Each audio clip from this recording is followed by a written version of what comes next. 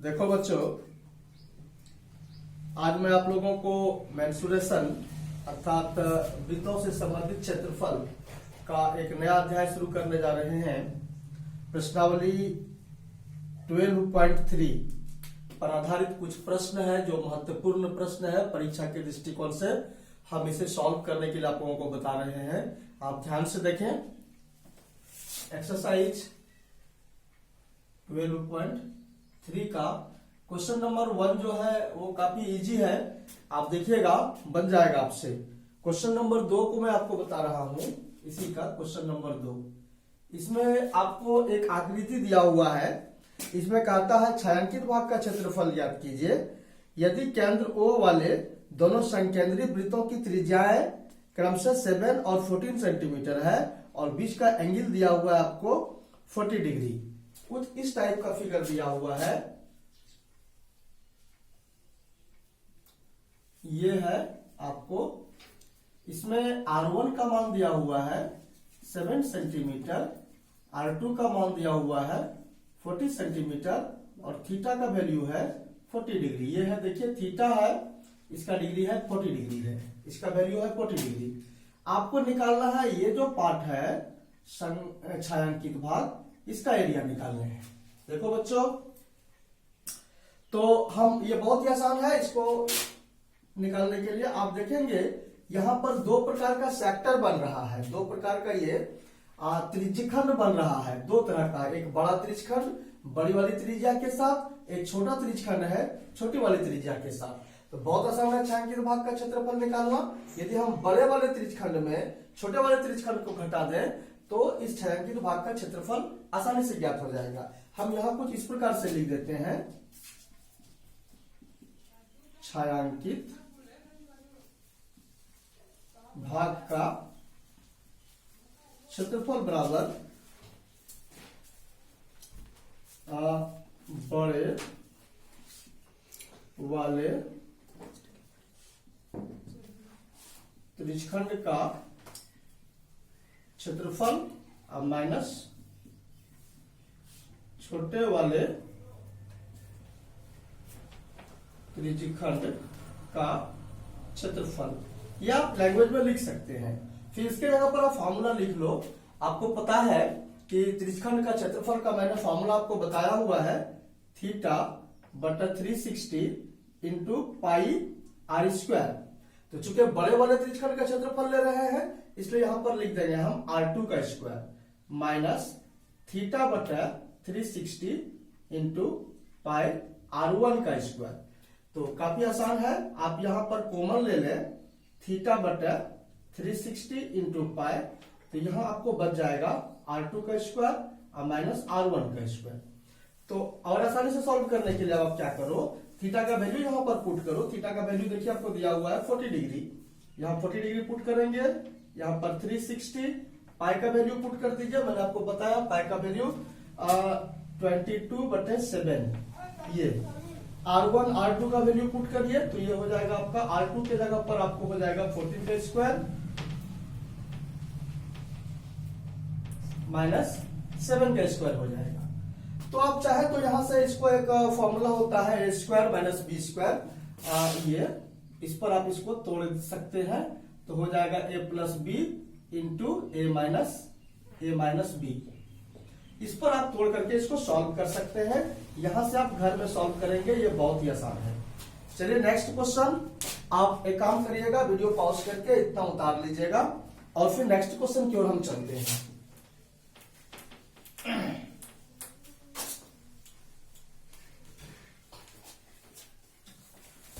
Question number 4 आपके exam के लिए बहुत ही महत्वपूर्ण है। क्वेश्चन नंबर 4 देख लो। इसमें दिया हुआ है, आपको एक आकृति दिया हुआ है कुछ इस प्रकार से। यहां पर एक सर्कल है और सर्कल के सेंटर से एक समबाहु त्रिभुज है इस टाइप का। अब पूरा भाग कलरफुल है, पूरा भाग कलरफुल है। आपको इसका एरिया निकालने हैं, पूरा छायांकित भाग का क्षेत्रफल निकालने हैं। इसमें कंडीशन दिया हुआ है, ये जो सर्कल है इसका रेडियस का मान R इक्वल टू दिया हुआ है आपको 6 सेंटीमीटर, R इक्वल टू दिया हुआ है 6 सेंटीमीटर और ये जो इक्विलेटरल ट्रायंगल है, समबाहु त्रिभुज है, इसकी भुजा का मान है, समबाहु त्रिभुज की भुजा a इक्वल टू है, आप मैं यहां पर लिख देता हूं, a इक्वल टू है 12 सेंटीमीटर। तो आप क्या देख रहे हो, इसका रेडियस है 6 सेंटीमीटर, समबाहु त्रिभुज की भुजा का मान है 12 सेंटीमीटर। और अब आपको निकालना है इस छायांकित भाग का क्षेत्रफल, ये पूरा छायांकित भाग का क्षेत्रफल। तो देखिए इस छायांकित भाग का क्षेत्रफल निकालने के लिए हम क्या करते हैं, आपको दिख रहा होगा यहां पर एक पूरा सर्कल है और ये एक समबाहु त्रिभुज है। तो ये भाग समबाहु त्रिभुज का है, इसके अलावा ये जो इधर का भाग है ये एक बड़ा सा त्रिज्यखंड बन रहा है, ध्यान दीजिएगा, ये एक बड़ा सा त्रिज्यखंड बन रहा है। यदि इस बड़े त्रिज्यखंड का क्षेत्रफल निकाल लें और ये समबाहु त्रिभुज का क्षेत्रफल निकाल लें, दोनों को जोड़ दें तो ये बन जाएगा पूरे आपका छायांकित भाग का क्षेत्रफल हो जाएगा। तो बहुत आसान है। सबसे पहले हम देखिए क्या करते हैं, इस बड़े त्रिज्यखंड का ये जो एंगल है ये आपको एंगल निकालने में है। तो मैं यहां पर लिखूं बड़े त्रिज्यखंड का थीटा, सबसे पहले थीटा। तो आप जान रहे हो किसी भी समबाहु त्रिभुज का अंदर का कोण कितना होता है बच्चों, आपको पता होगा समबाहु त्रिभुज के अंदर का कोण होता है 60 डिग्री का, और किसी भी वृत्त के केंद्र पर का कोण होता है 360। ये पूरा का पूरा एंगल होता है 360। यदि 360 में आप 60 माइनस कर लेंगे तो ये बचेगा 300 डिग्री, ये आपको थीटा मालूम हो गया। और जब थीटा मालूम हो गया तो पूरे छायांकित भाग का क्षेत्रफल आप लिख सकते हो, यहां पर लिखेंगे छायांकित भाग का क्षेत्रफल बराबर बड़े त्रिज्यखंड का क्षेत्रफल प्लस समबाहु त्रिभुज का क्षेत्रफल, समबाहु त्रिभुज का क्षेत्रफल। और आप पुट कर लो, त्रिज्यखंड का क्षेत्रफल का सूत्र जो हमने आपको बताया था, थीटा बटा 360 into pi r square plus समबाहु त्रिभुज का क्षेत्रफल। आपको पता होगा समबाहु त्रिभुज का क्षेत्रफल होता है √3/4 गुना भुजा स्क्वायर, ये होता है।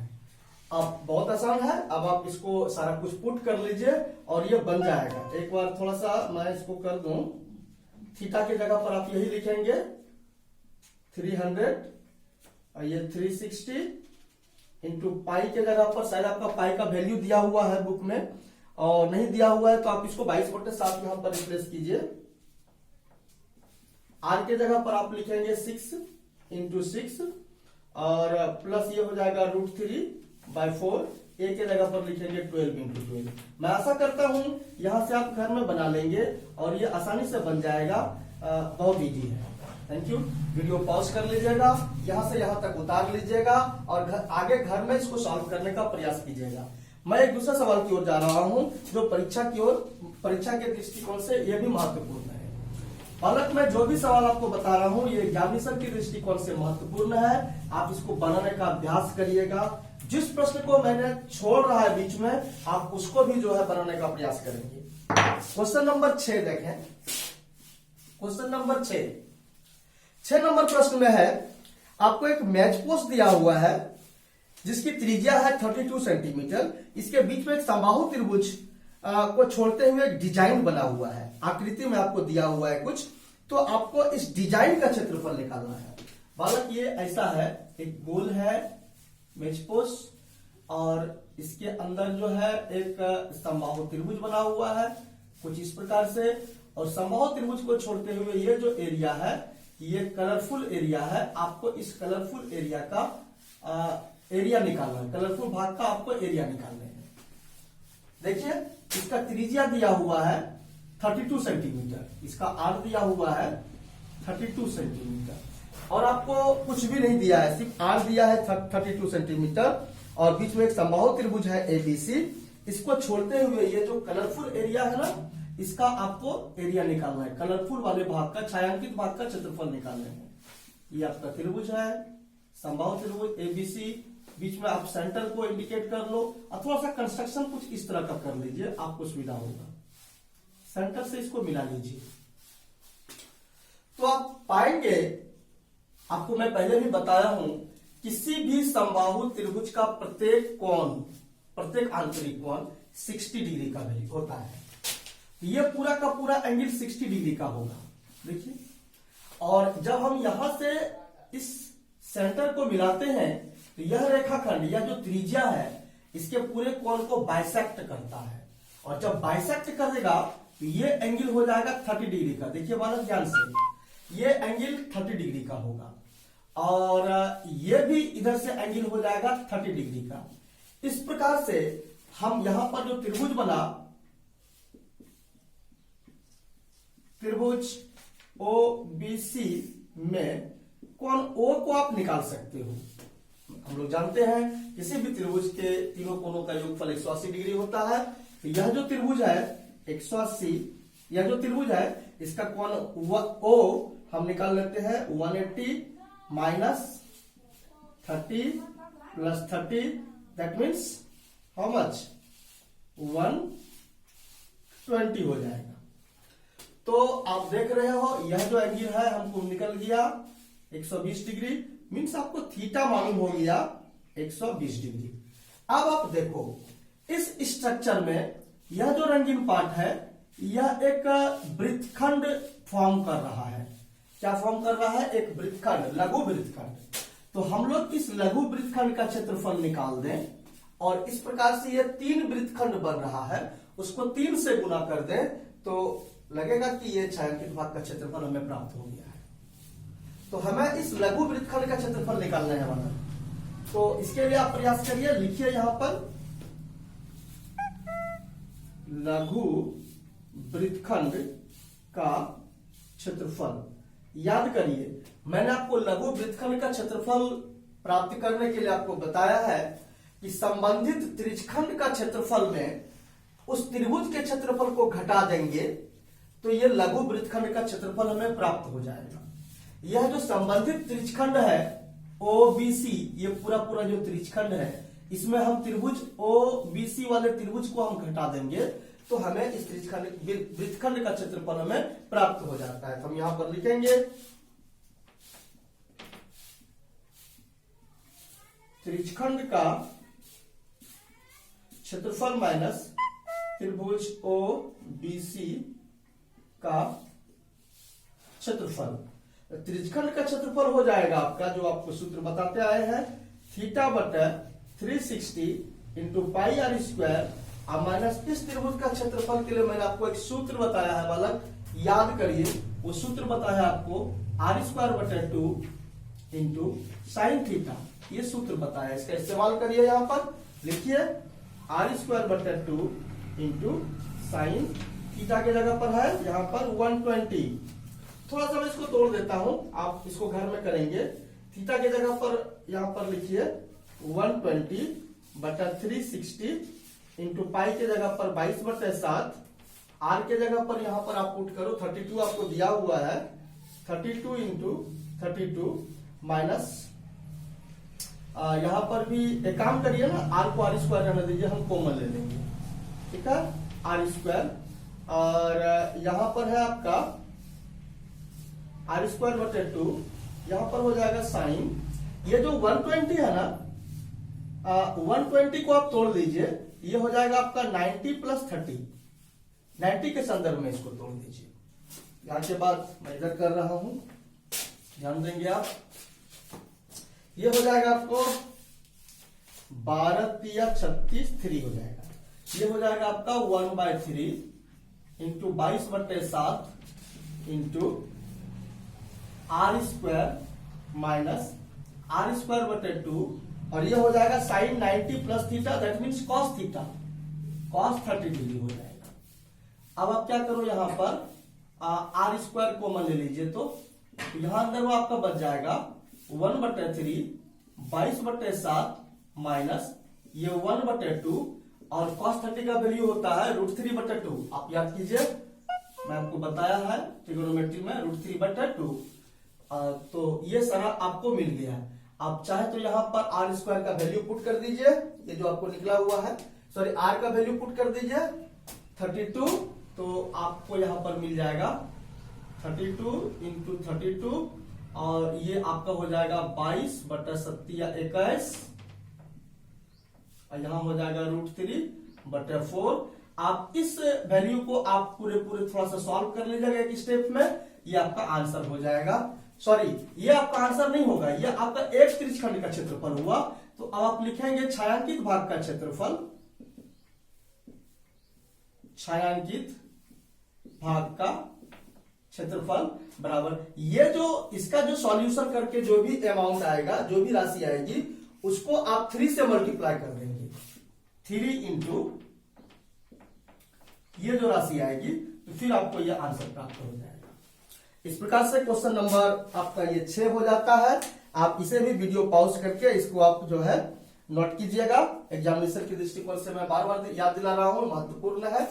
और मैं आपको बता रहा हूं एक और महत्वपूर्ण सवाल, क्वेश्चन नंबर 8। क्वेश्चन नंबर 8, जो भी सवाल मैं आपको बता रहा हूं, ये सवाल लगातार परीक्षाओं में रिपीट होते रहते हैं। क्वेश्चन नंबर 8 देखिएगा, इसमें क्या है, यहां पर एक ट्रैक दिया हुआ है।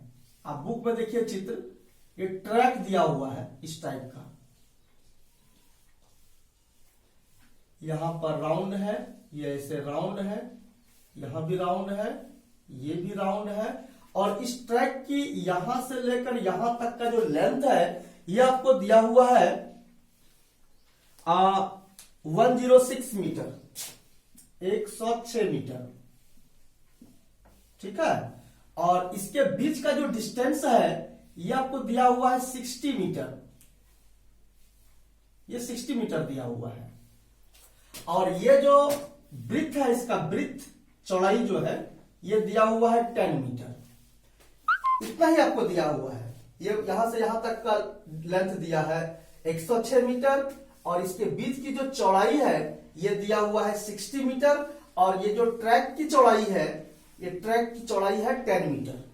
ऐसी परिस्थिति में आपको सवाल पूछता है, एक नंबर जो सवाल पूछता है वो है कि पथों के आंतरिक किनारों के अनुदिश पूरा चक्कर लगाने में तय की गई दूरी। कोई आदमी इसके आंतरिक किनारों के अनुदिश, ये जो इंटरनल एज है, इसके चारों ओर चलेगा तो वह कितनी दूरी तय करेगा। जाहिर सी बात है, इसके आंतरिक किनारों के इसका जो कुल लंबाई हमें बताना है। तो देखेंगे इस पूरे ट्रैक को मैं आपको अच्छे से समझाने के लिए मैं क्या करूं, इस तरह से इसको डिवाइड कर देता हूं। इस तरह से डिवाइड कर दिया मैंने इसको, ठीक है। ये यहां से हटा देते हैं, इसको इधर लिख देता हूं 10 मीटर। तो अब देखेंगे ये जो एरिया है ना, ये अर्धवृत्त का एरिया है, ये अर्धवृत्त है, ये भी अर्धवृत्त है। हमें यहां से यहां तक की लंबाई तो मालूम है। यदि हम इस अर्धवृत्त का परिधि और ये वाले अर्धवृत्त का परिधि निकाल लें और ये 106 में जोड़ दें, तो ये पूरा का पूरा आंतरिक पथ की जो लंबाई है वो हमें ज्ञात हो जाएगा। तो ये हमें अर्धवृत्त की परिधि निकालना है। अर्धवृत्त, देखिए ये अर्धवृत्त बना, इसकी परिधि निकालना है। तो मैं यहां पर लिखूं R इक्वल टू, तो ये जो पूरा 60 है ना, तो यहां भी ये 60 हो जाएगा, तो इसका R हो जाएगा 60/2। How much? 30 मीटर। ये 30 मीटर हमें हो गया, तो मैं यहां पर लिखूं अर्धवृत्त की परिधि। बालक, इस तरह से 2 अर्धवृत्त होता है, देखिए एक इधर से भी है, एक इधर है। तो मैं यहां पर लिखूंगा अर्धवृत्त का परिधि का सूत्र होता है, आप वृत्त का परिधि का सूत्र आपको पता है 2πr। तो इसका हो जाएगा ये 1/2 2πr। और चूंकि इस तरह से 2 ठो मैंने बताया, तो यहां पर गुना 2 हो जाएगा, तो क्या होगा, ये 2 कट जाएगा, तो फाइनली क्या बचा, 2πr ही बचा ना। आप इसको पुट कर लीजिए, तो हो जाएगा आपका यहां पर 2 पाई का मान 22/7 और r के जगह पर आपका यहां पर है 30। ये आपका हो जाएगा, इसको गुना कर लीजिए आप, 2 दूना 4, 4 तिया 12 के 2 हासिल, 4 तिया 12 1 13, इतना मीटर। यह हो जाएगा अर्धवृत्त का परिधि। इस प्रकार से आप कहेंगे कि इसके आंतरिक पथ की लंबाई, एक नंबर जो सवाल कहता है आंतरिक पथ के अनुदिश चक्कर लगाने में चली गई कुल दूरी, तो यहां पर लिखिए आंतरिक पथ की दूरी, आंतरिक पथ की दूरी। तो ये हो जाएगा आपका कितना, ये देखिए 106 है, ये भी आपका 106 हो जाएगा, ये भी आपका 106 हो जाएगा, ये 106 प्लस 106 प्लस 1320/7। आप इसको जैसे भी सॉल्व करें आपका आंसर मिल जाएगा। इसको आप जोड़िएगा तो 212 हो जाएगा प्लस 1320/7। आप इसको जोड़ लीजिएगा, इतना मीटर हो जाएगा, ये इतना मीटर हो जाएगा। ये आपका हो गया आंतरिक पथ की दूरी। इसी सवाल में सवाल नंबर 2 में कहता है, जैसे इसको फिल करो तो सवाल नंबर 2 कहता है इसमें ये जो ट्रैक है ना, इस ट्रैक का एरिया हमें निकालना है। इस ट्रैक का एरिया निकालने के लिए क्या करेंगे, ये तो पूरा एरिया है, देखिए मैं बता रहा हूं, ये एरिया और ये एरिया रेक्टेंगल फॉर्म कर रहा है, रेक्टेंगल है। यह तो हमें आसानी से निकल जाएगा क्योंकि लंबाई है 106 और चौड़ाई है 10, तो ये हमें आसानी से निकल जाएगा। हमें जो ज्ञात करनी है वो ये जो है, ये अर्धवृत्ताकार भाग का क्षेत्रफल हमें ज्ञात करनी है। तो हमें इस दोनों अर्धवृत्ताकार का क्षेत्रफल निकालने हैं प्लस दोनों रेक्टेंगल का क्षेत्रफल निकालने हैं, और जुट जाएगा तो ये हो जाएगा आपका पूरे पथ का क्षेत्रफल।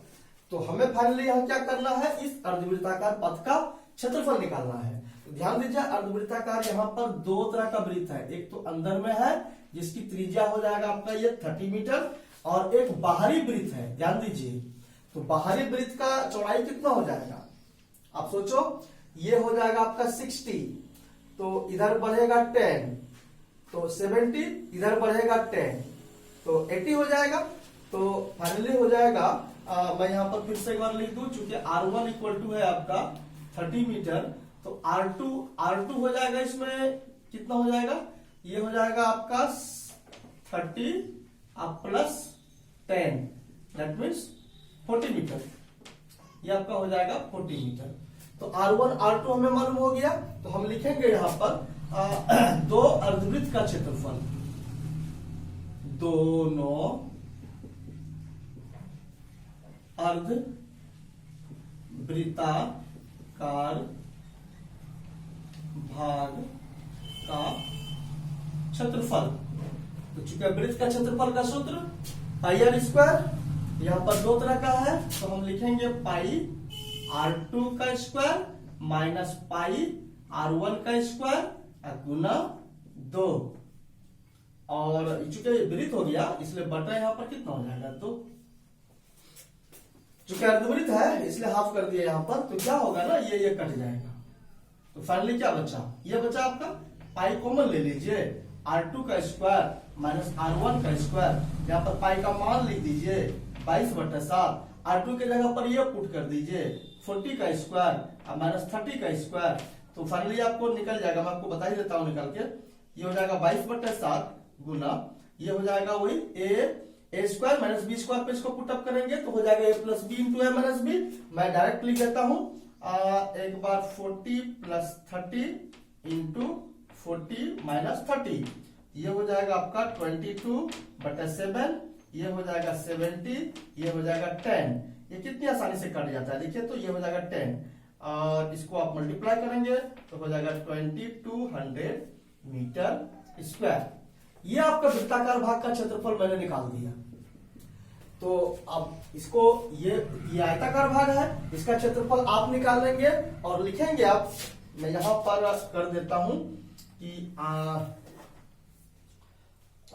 उसको मैं यहां लिख देता हूं, पथ का क्षेत्रफल नंबर 2 हो जाएगा, पथ का क्षेत्रफल। देखिए ये आयत का क्षेत्रफल हो जाएगा कितना, 106 गुना 10, 106 गुना 10।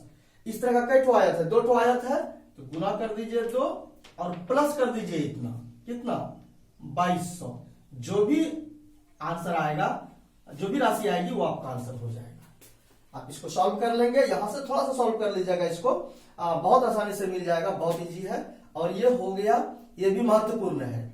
अब मैं एक तो और प्रश्न आपको सोच रहा हूं, थोड़ा सा बहुत लंबा वीडियो आज हो रहा है। एक क्वेश्चन जो एग्जामिनेशन के विषय और महत्वपूर्ण है वो है क्वेश्चन नंबर 14। क्वेश्चन नंबर 14 है, थोड़ा सा देख लीजिए इसको।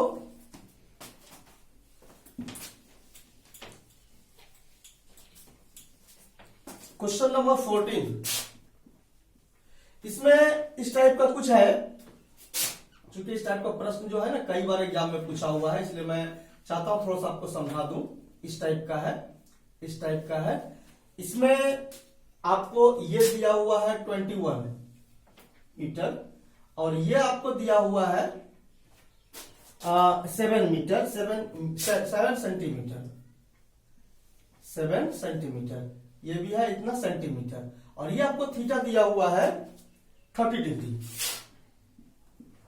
तो आपको फाइनली यहां पर थीटा दिया है 30 डिग्री, R2 दिया है आपको 21 सेंटीमीटर, R1 का मान दिया है 7 मीटर, 7 सेंटीमीटर।